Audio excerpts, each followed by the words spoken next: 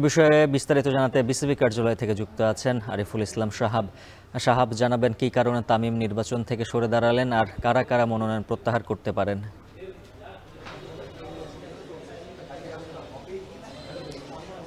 BCB নির্বাচনের শুরু থেকেই তামিম ইকবাল সহ বিএনপিপন্থী কিংবা ওই সমমনা যারা ক্রীড়া সংগঠক ছিলেন, যারা বিভিন্ন ক্রিকেট ক্লাব থেকে কাউন্সিলরশিপ নিয়েছিলেন বিসিবি থেকে বা পেয়েছিলেন, তারা মনোনয়ন নিয়েছিলেন বিসিবি নির্বাচনে অংশগ্রহণ করার জন্য। এবং শুরুতে যদিও বিভিন্ন ধরনের অভিযোগ ছিল, তারপরেও তারা বেশ উৎসবমুখর পরিবেশেই কিন্তু বিভিন্ন কাউন্সিলররা পরিচালক পদপ্রার্থী বা প্রত্যাশী যারা ছিলেন তারা এখান থেকে মনোনয়ন সংগ্রহ করেছিলেন এবং একটা ভালো দিকে এগোচ্ছিল বিসিবি নির্বাচন। তবে গতকালের যে বিষয়টা এসেছে সেটা হলো যে হাইকোর্টের রিট করা ছিল যেই দুদক অভিযুক্ত 15 ক্লাব তাদের বিরুদ্ধে, এবং শেষ পর্যন্ত গতকাল সেই শুনানি হওয়ার পরে এই 15 ক্লাবকে বিসিবি নির্বাচন থেকে অংশগ্রহণ করতে নিষেধাজ্ঞা দেওয়া হয়, অর্থাৎ তারা বিসিবি নির্বাচন থেকে ছিটকে পড়েন। এরপরেই আসলে তামিম সহ অন্যান্য যারা ক্রীড়া সংগঠক ছিলেন, যারা শুরু থেকে এই সরকারি হস্তক্ষেপের অভিযোগ করে আসছিলেন, তারা আসলে এরকম একটা গুঞ্জন ছিল যে হয়তোবা আজকে তারা মনোনয়নপত্র প্রত্যাহার করতে পারেন। এবং সকালবেলায় আজকে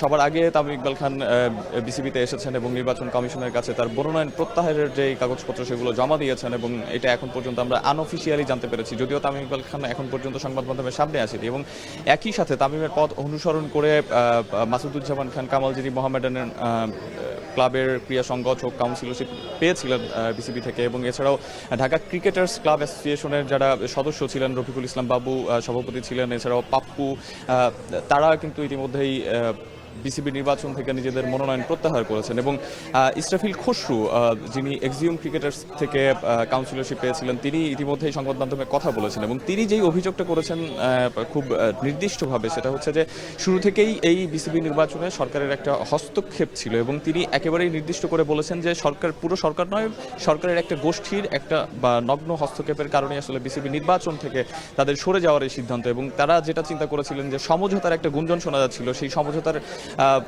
প্রথমে তারা সমঝোতা করতে গিয়ে পরে কেন আসলে বিসিবি নির্বাচন থেকে সরে দাঁড়ালেন, এরকম প্রশ্নের উত্তরে তারা যেটা বলেছেন যে সমঝোতা হয় আসলে সমঝোতার ভিত্তিতে তারা এখানে একটা সুন্দর নির্বাচন করতে চেয়েছিলেন, এবং সেখানে যদি যোগ্য প্রার্থীরা থাকে, সবকিছু যদি সুষ্ঠুভাবে সম্পন্ন হয়, তাহলেই সেখানে সমঝোতা করা যায়।